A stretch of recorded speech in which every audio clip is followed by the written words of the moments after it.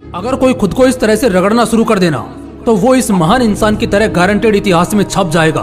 कहानी सुनते सुनते गैस करना वो इंसान कौन है, और अगर गैस कर पाओ तो कमेंट में उसका नाम जरूर लिखना। आज से सैकड़ों सालों पहले जब स्कूल नहीं हुआ करते थे उस वक्त गुरुकुल होता था, और आज जैसे बच्चे पढ़ने के लिए स्कूल में जाते हैं ना, उसी तरह उस समय गुरुकुल में जाते। विद्यार्थी अपने 5-6 साल की उम्र से ही गुरुकुल में रहना शुरू कर देता। अपनी पूरी शिक्षा के दौरान वो वहीं रहता, वहीं पढ़ता और वहीं अपना विद्यार्थी जीवन व्यतीत करता। इस दौरान कई गुरु थे जो उन विद्यार्थियों को बहुत बेहतर शिक्षा दिया करते थे, मगर इन सब में एक ऐसा भी छात्र था जो ऐसे तो दूसरे कामकाज में बहुत अच्छा था, मगर ना जाने क्यों वो पढ़ाई में बहुत कमजोर था। गुरुकुल के दूसरे विद्यार्थी जहाँ पढ़ाई में बेहतर से बेहतर करते, वहीं उस लड़के को कुछ समझ नहीं आता, और इसका सबसे बड़ा कारण था कि उसका पढ़ाई में बिल्कुल मन ही नहीं लगता था। उसे लगता था कि उसे कुछ याद तो होता नहीं है, तो पढ़ने का क्या ही फायदा।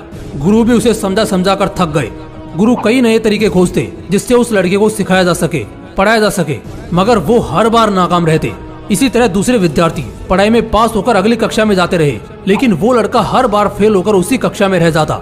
इसी वजह से दूसरे विद्यार्थी उस लड़के की हमेशा बेइज्जती करते और उसे पढ़ाई में कमजोर होने की वजह से कई बार बहुत खरी खोटी सुनाते।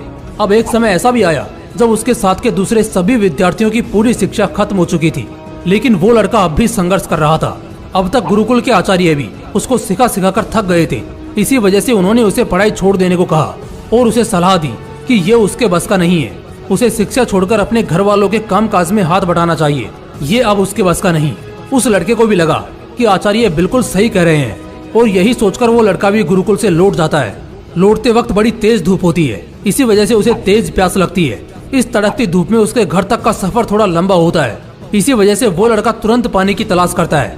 वो वहीं देखता है कि जिस गांव से वो गुजर रहा था उस गांव की औरतें पानी का मटका लिए जा रही थी। ऐसे में वो उनसे पूछता है कि पानी कहाँ मिलेगा। उनमें से एक औरत उस लड़के को कुएं का रास्ता बताती है जो कुछ ही दूरी पर था।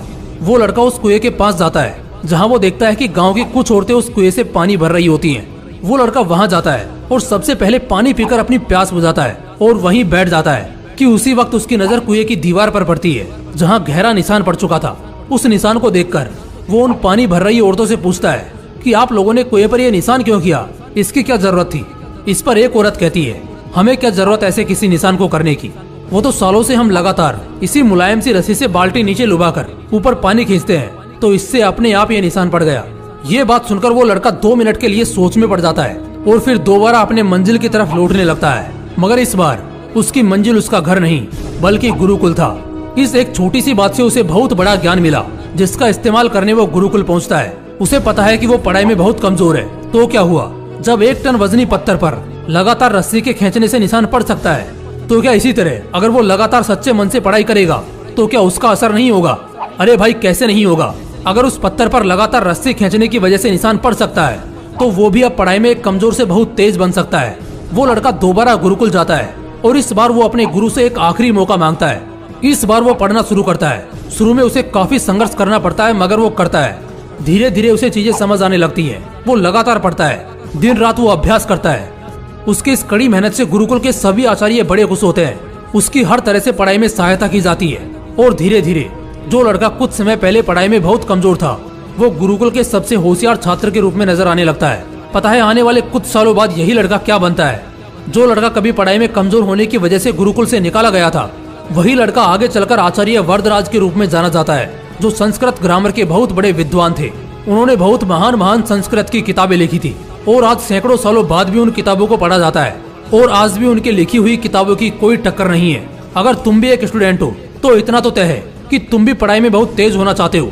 देखो इस पूरी कहानी से जो मुझे सबसे कोर वैल्यू मिली है वो है कि आदमी अगर उस रस्सी की तरह रगड़ना शुरू कर दे तो हजारों किलो की दीवार पर भी निशान बना सकता है, लेकिन मानना बस इतना है कि उसे लगातार रगड़ना होगा। अगर तुम आज और इसी वक्त से लगातार बिना किसी बहाने के एकदम कंसिस्टेंसी से पढ़ाई करते हो तो तुम्हें सफल होने से कोई नहीं रोक सकता। जब एक नाकाम सा छात्र आचार्य वरदराज बनकर इतनी महान किताबों का लेखक हो सकता है, सदी का सबसे बड़ा ज्ञानी हो सकता है, तो मेरे भाई तुम भी आज उसी लगातार करे गए मेहनत का मंत्र लेकर किसी भी कंपटीशन को क्रैक कर सकते हो और किसी भी हालत में बहुत सफल हो सकते हो। कंसिस्टेंटली किया गया हार्डवर्क ही एक इंसान को आम से महान बनाता है। तो बस इसी भावना को दिल में रखो और ऐसे पढ़ो कि साला अगला नाम इतिहास में तुम्हारा ही छपे। अगर वीडियो पसंद आया तो इसे लाइक और शेयर जरूर करना, और अगर चैनल को सब्सक्राइब नहीं किया तो तुरंत सब्सक्राइब करके बेल आइकन भी जरूर प्रेस कर लेना। बाकी मिलते हैं इसी तरह की जबरदस्त वीडियो के साथ। जय हिंद, जय श्री कृष्णा।